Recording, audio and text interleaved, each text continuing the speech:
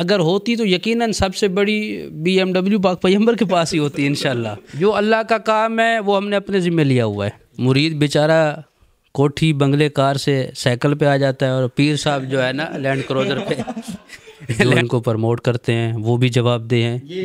جن لوگوں نے آپ سب کو پیغام دیا ہے, آپ سب کا کام ہے کہ اپنے ارد گرد ایسے لوگوں کو آنے ہی نہ دیں جو مطلب تاجر ہوں, جو ذکر الہی کے تاجر ہوں, ایسے لوگوں سے خود بچیں. باقی یہ ماشاءاللہ پیر صاحبان جو کہ میں خود بھی سید ہوں, آپ بھی سید ہیں, تو یہ پیروں نے جو ہے نا ایک اپنی دکان کھولی ہوئی ہے. السلام علیکم ناظرین, میں ہوں آپ کا میزبان معظم عباس شمسی, اور جیسا کہ آپ جانتے ہیں کہ ہم روزانہ آئے روز کسی نہ کسی عالم دین, کسی نہ کسی مکتب فکر کے عالم دین سے آپ کی ملاقات کرواتے رہتے ہیں تاکہ ہمیں دین کے جتنا قریب ہو سکے اتنا قریب ہوتے جائیں. اور آپ سے وعدہ کیا تھا ATC کے آنر علی تعالیٰ چوری صاحب اور میں نے کہ ہم انشاءاللہ آپ کی ملاقات قبلہ حسن نقوی صاحب سے ضرور کروائیں گے. اور آج آپ کی دعاؤں سے اور قبلہ صاحب کی مہربانی سے اور اللہ تعالیٰ کے کرم و فضل سے ہم ان کے پاس موجود ہیں اور ان سے گفتگو کریں گے اور حالات حاضرہ کے بارے میں ان سے جانیں گے کہ یہ جو بظاہراً علماء کے بھیس میں ہمارے اندر کالی بھیڑیں چھپی ہوئی ہیں, دین کو خراب کر رہی ہیں. مکتبہ فکر جو بھی ہو, شیعہ ہو, سنی ہو, ہے تو بظاہراً تو مسلمان ہے نا, تو یہ جو ہمارے اندر کالی بھیڑیں چھپی ہوئی ہیں یہ ان کا کیا علاج ہے اور ان کو کیسے ختم کیا جائے گا؟ السلام علیکم قبلہ. السلام علیکم ورحمۃ اللہ. قبلہ کیا حال ہے؟ الحمدللہ, آپ ٹھیک ہیں؟ الحمدللہ. قبلہ آپ سنائیں, طبیعت ٹھیک ہے آپ کے مزاج؟ شکر خدا, شکر. قبلہ سب سے پہلے تو آپ کا بہت شکریہ کہ آپ نے ہمیں اپنے قیمتی وقت سلامت رہے, اللہ آپ کو خوش رکھے, آپ تشریف لائے. جی بالکل الہی.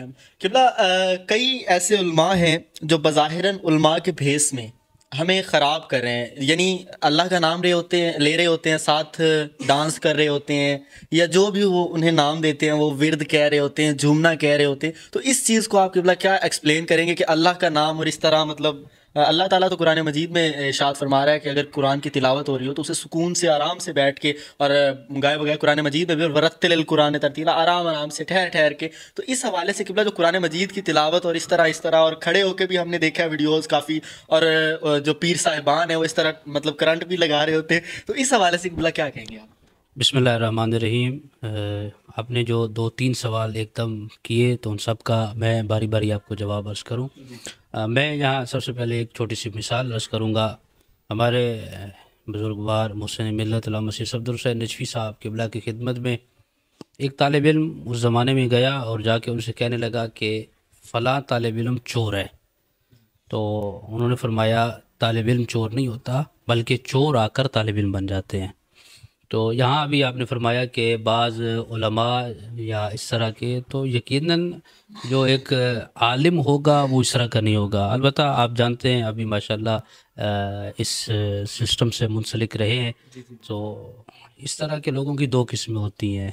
ان میں سے جو علماء سو ہوتے ہیں, جن کو علماء سو کی تعبیر سے جو ہے نا بیان کیا گیا ہے, تو وہ ایسے لوگ ہی ہیں چور کی مانند کہ جو ایسا لبادہ پہن کر, آپ اگر اسلام کا مطالعہ کریں, پاک پیغمبر کی زندگی سے ہی آپ دیکھ لیں, تو لوگوں نے یہ سمجھا سب سے زیادہ جو کارڈ بک سکتا ہے پاک پیغمبر کی زندگی کے بعد وہ مذہب کارڈ تھا. لہٰذا بجائے اس کے کہ ہم اسلام مخالف بن کر ایسی بات کریں, آپ جانتے ہیں کئی ایسے لوگ تھے جو پاک پیغمبر کی مخبری کرنے کے لیے گئے, پکڑے گئے. جب پکڑے گئے تو فوری انہوں نے کلمہ پڑھ لیا. ہم تو جی کلمہ پڑھنے آئے تھے, جبکہ وہ ان کا مقصد ہدف کلمہ پڑھنا نہیں تھا. تو اس سے 2 باتیں ظاہر ہوتی ہیں. ایک تو خود اسلام کے اندر وسعت کتنا ہے, اسلام کوئی اتنا تنگ نظر دین نہیں ہے کہ جس میں مثلا چھوٹی چھوٹی چیزوں کو جب ایک بندہ کہہ رہا ہے, زبانی کہہ رہا ہے, جبکہ پاک پیغمبر کی ذات جانتی ہیں کہ یہ بندہ کس ہدف کے لیے آیا تھا اور اس کو گرفتار بھی کیا گیا, تو پاک پیغمبر نے کہا نہیں, اب اس نے جب لا الہ الا اللہ کہہ دیا ہے تو اس کو آپ چھوڑ دیں. یہ سلسلہ جب وہاں سے چلا تو آپ تاریخ کا مطالعہ کریں تو کئی لوگ ایسے ہیں جنہوں نے اسلام کا لبادہ اوڑھا اور مذہب کارڈ کے ساتھ کھیلنے کی کوشش کی. تو آج بھی آپ کو یقیناً ایسے لوگ مل جائیں گے کہ جو مذہب کارڈ کھیلتے ہیں اسلام کے نام پر, اور اس سے اسلام کا کچھ بھی نہیں جاتا. ممکن ہے کچھ تھوڑے بہت فوائد ان کو مل جائیں, شیطان کے وسوسے میں آ کر کچھ لوگ ان کی باتوں سے ان کی طرف مائل ہو جائیں, لیکن الحمدللہ یہ الہی وعدہ ہے کہ جو لوگ واقعاً اپنے دل کے اندر اسلام کے نور کو، نور ولایت کو روشن کیے ہوئے ہیں، ان کے لیے ان باتوں کی کوئی اہمیت نہیں ہوتی۔ باقی یہ سلسلہ ایک ظاہر سی بات ہے، حق اور باطل نے ساتھ ساتھ چل رہا ہے، تو ایسے لوگوں کو آپ علماء بھی نہ کہیں، یا ساتھ ضرور کہیں علماء سو، تاکہ پتہ چل جائے کہ ہماری مراد کیا ہے۔ ان لوگوں کا اسلام سے یا علم سے، عالم جو بھی ہوگا، جس کیٹیگری کا ہوگا، جس مذہب کا ہوگا، اگر علم ہوگا تو وہ یقیناً معتدل ہوگا۔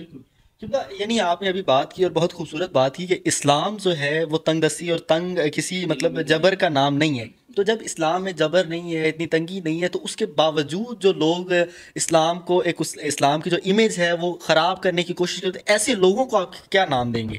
دیکھیں نا، ایسے لوگوں کا اسلام سے کوئی تعلق نہیں ہے۔ چند عرصہ پہلے آپ کو یاد ہوگا، آپ لوگ چونکہ سوشل میڈیا سے ہم سے زیادہ وابستہ ہیں، باقاعدہ آپ کے خلاف، آپ سے مراد اسلام کے خلاف جب لوگوں نے کام شروع کیا، دیکھا شیخ حسن زکزکی جیسی شخصیت اتنی ملین لوگوں کو مسلمان کر رہی ہے، کئی اور لوگ یورپ میں، باقی ممالک میں جب لوگوں نے دیکھا کہ بہت زیادہ تعداد میں مسلمان ہو رہے ہیں، تو اس وقت انہوں نے ایک ویڈیو کلپ جاری کیا۔ اس میں آپ نے دیکھا ہوگا کہ ایک بندے نے ایک سفید لباس پہنا ہوا ہے اور وہ جا کر کہیں بھی اللہ اکبر کہتا ہے تو لوگ بھاگ جاتے ہیں۔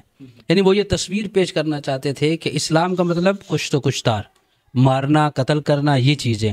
تو یہ چیزیں بہرحال دشمن کی سازش رہی ہے، اسلام دشمن قوتوں کی، کہ اس مقدس مذہب کو، اس دین کو، جو کہ پاک پیغمبر نے جس کی آ کے باقاعدہ حفاظت کی، فقط حفاظت نہیں کی بلکہ اس کو کامل اور اکمل دین کے طور پر پیش کیا، اس کو خراب کرنے کی کوشش کی گئی ہے۔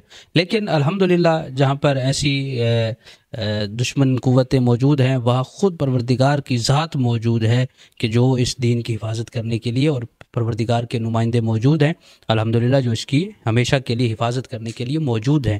اور انشاءاللہ اسلام تا روز قیامت اور اس کے بعد یا اس سے پہلے الحمدللہ ترقی کر رہا ہے اور ترقی کرے گا۔ یہ چھوٹی چھوٹی چیزیں تو آتی جاتی رہتی ہیں۔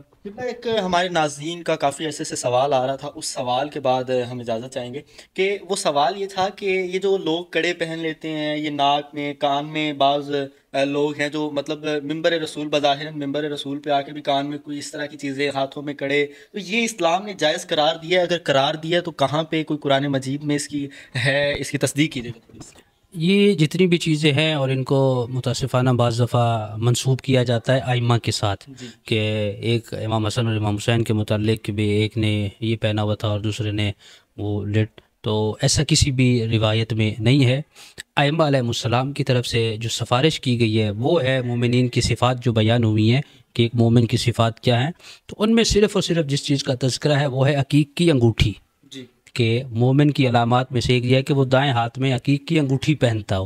یہ کڑا، یہ باقی ساری چیزیں ہماری اپنی اختراع ہیں۔ ممکن ہے کوئی ویسے شوقیہ پہنتا ہو، ممکن ہے ویسے کسی کو کوئی ہو، اسلام میں اس چیز کا کوئی کنسپٹ نہیں ہے۔ یہ کڑے، یہ لٹ، یہ بالیاں، یہ چیزیں ہاں عورت کے لیے ہیں، عورت کے لیے ہے، اس کے چونکہ خوبصورتی کے زمرے میں آتا ہے۔ مرد کے لیے اس طرح کی کسی چیز کو ماں سوائے انگوٹھی کے، سونا مرد کے لیے مکمل طور پر حرام قرار دیا گیا اسلام میں، البتہ مکتب امام جعفر صادق علیہ السلام کے نزدیک۔ تو جو چیز مرد کے لیے وہ فقط اور فقط عقیق کی انگوٹھی ہے، اس کے علاوہ کسی چیز کا کوئی کنسپٹ کسی بھی حوالے سے نہیں ہے۔ اگر کوئی من گھڑت روایت بیان بھی کرتا ہے تو اس کی اپنی اختراع ہے، اس کا تعلیمات اہل بیت علیہ السلام سے کوئی تعلق نہیں ہے۔ یہاں میں آپ سے اجازت چاہوں گا ایک بات اضافہ کرنے کی۔ بعض لوگ کہتے ہیں جی وہ فلاں امام کی سیرت ہے، تو سیرت وہ ہوتی ہے جو عام حالت میں جو کام کیا جائے، جو اپنی مرضی سے کیا جائے۔ امام علیہ السلام کو جو یہ کڑے ہیں، کڑیاں ہیں، یہ دشمن نے پہنائی تھی، پھر تو زہر بھی امام کو دی گئی، تو پھر تو آپ یوں بھی کر لیں، زہر بھی پی لیں۔ تو لہٰذا سیرت وہ ہوتی ہے جو امام علیہ السلام اپنی مرضی سے انجام دے۔ معذرت کے ساتھ، آپ قطع کلامی کے لیے معذرت، بعض لوگ اس کانسیپٹ کو پیش کرتے ہیں کہ جی ہم نے ہاتھ میں کڑا پہنا ہوا ہے تو ہمارے ذہن میں آئے گا ہم فلاں امام کے ماننے والے، تو ہم کوئی غلط کام کریں گے تو ہاتھ میں کڑا ہوگا تو ہم اس کو دیکھ کے رک جائیں گے۔ نہیں، یہ چیزیں نہیں ہیں۔ ان چیزوں سے رکنے کے لیے سب سے پہلے خود خوف خدا ہے، اور اس کے بعد ائمہ علیہ السلام کی جو تعلیمات ہیں۔ اگر ہمارے دل کے اندر واقعاً نور ولایت امیر المومنین و اہل بیت روشن ہو تو ہم اس طرح کی چیزوں کی طرف بالکل نہیں جا سکتے۔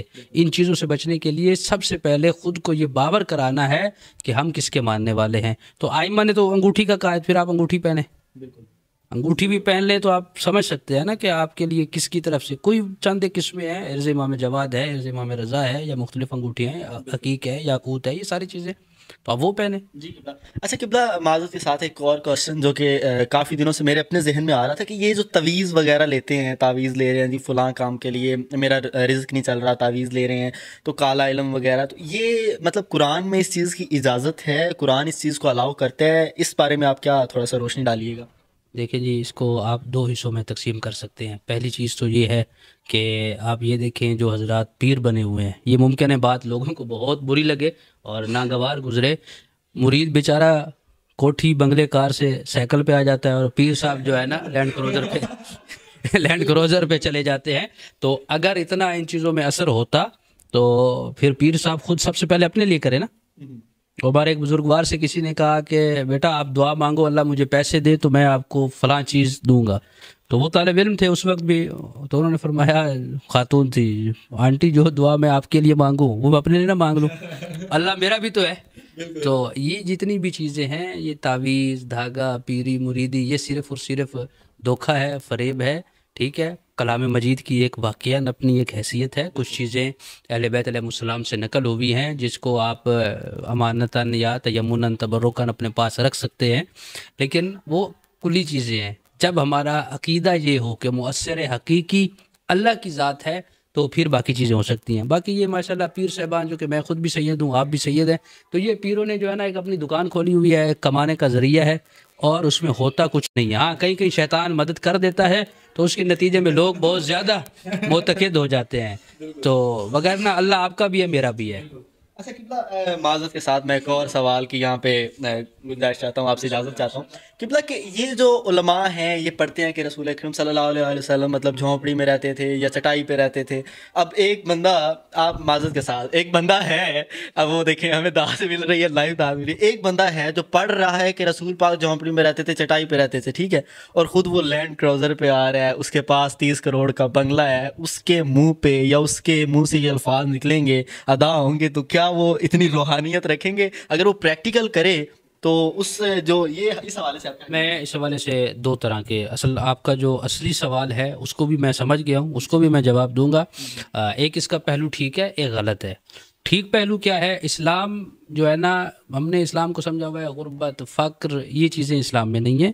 آپ اپنے معاشرے کے مطابق، جو آپ کا معاشرہ آپ سے تقاضا کرتا ہے، آپ اس کے مطابق رہیں. اگر کسی قوم کا یا کسی مذہب کا کوئی نمائندہ جا رہا ہے اور آگے جناب اتنے لوگ ہیں جن کے پاس اتنی پروٹوکول ہے، اور مثلا اسلام کا نمائندہ یا کسی ایک مذہب کا نمائندہ وہ جناب پیدل جا رہا ہے سائیکل پہ، تو یہ مقتضۂ حال کے خلاف ہے.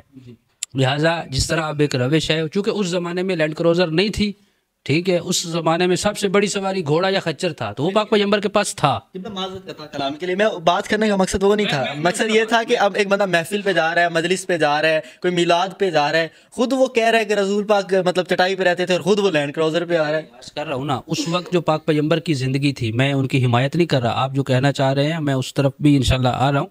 کلی طور پر پاک پیغمبر کے زمانے میں یہ چیزیں نہیں تھی.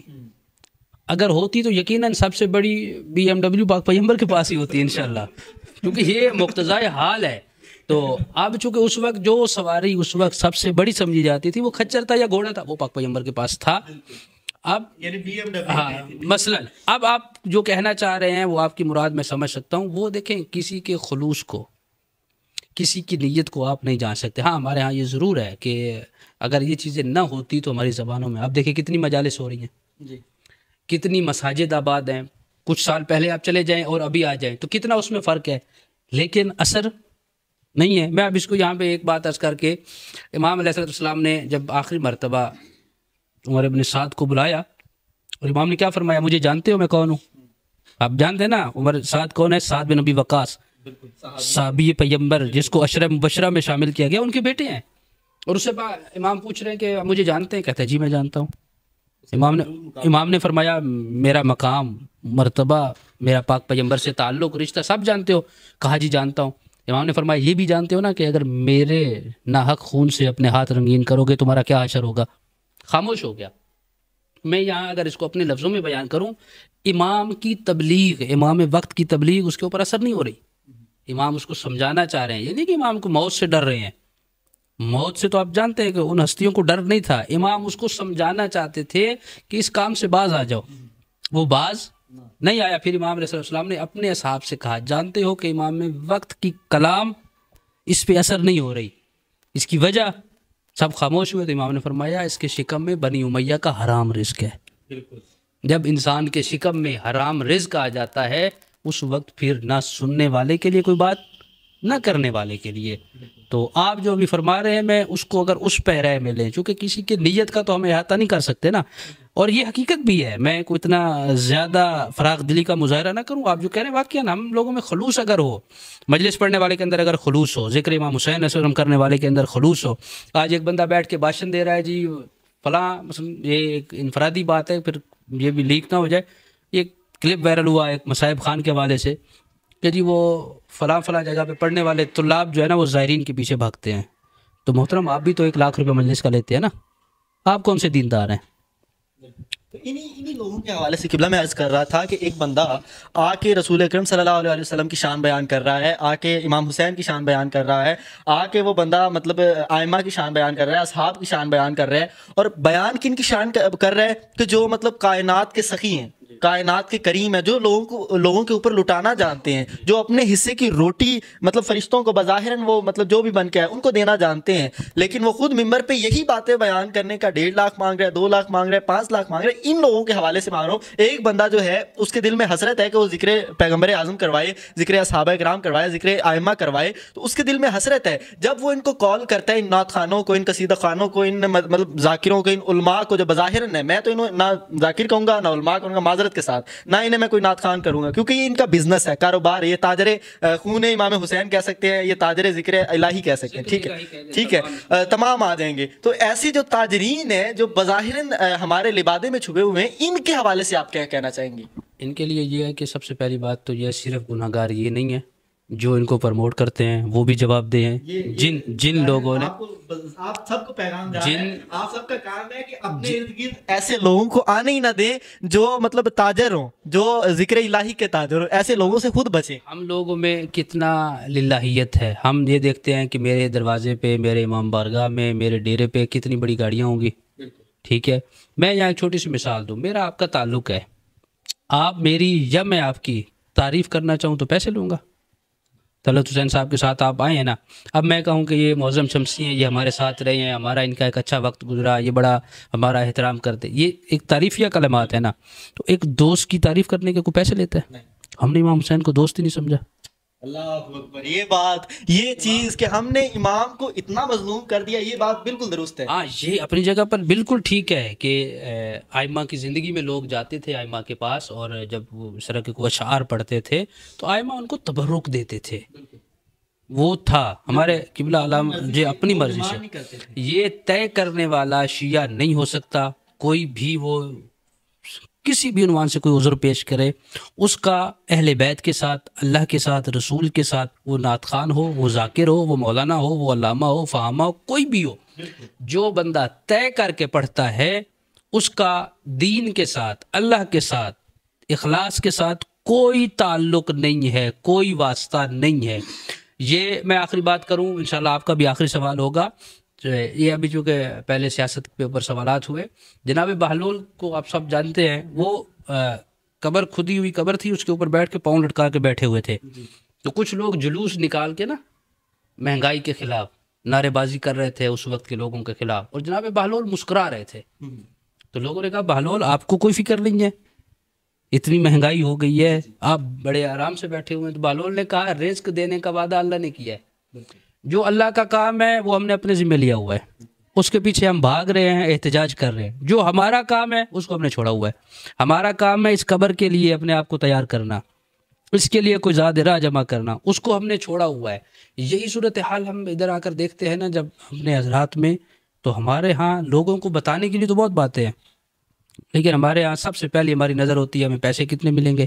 جب یہ نظر ہو، پھر علامہ سید محمد باقر نقوی رحمۃ اللہ علیہ ایسی شخصیت کھانا اپنے گھر سے لے کے جاتے تھے، قبلہ علامہ یار شاہ صاحب اور بہت سی شخصیات ہیں محسن ملت جو اپنے گھر سے کھانا لے کے جاتے تھے، تاکہ یہ نیت نہ ہو کہ وہاں مجلس پڑھیں گے تو ہمیں پیسے ملیں گے۔ آج تو ہماری طرف سے پہلے ڈیمانڈ ہوتی ہے، بتاؤ جی ادھر پکا کیا ہے؟ بکرا پکائیں گے تو ہاں آؤں گا. ہاں جی بہت شکریہ قبلہ. ناظرین، آیت اللہ وحید خراسانی ایک بہت اچھی شخصیت اور بہت اللہ تعالیٰ نے ان کو عزت عطا فرمائی، مجتہد ہیں.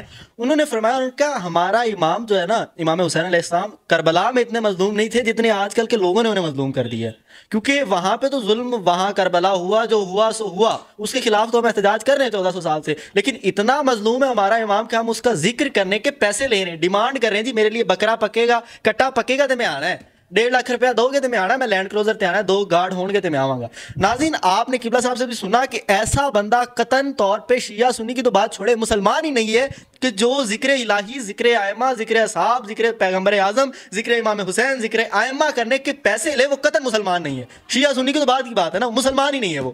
تو ناظرین، امید ہے کہ آپ کو ہماری باتیں اور قبلہ صاحب کی باتیں یقیناً اچھی لگی ہوں گی، کیونکہ علمی گفتگو ہم کرتے رہتے ہیں. انشاءاللہ ملتے ہیں نیکسٹ اسی طرح کی ویڈیو میں. دیکھتے رہے نوائے انسان. اللہ نگہبان.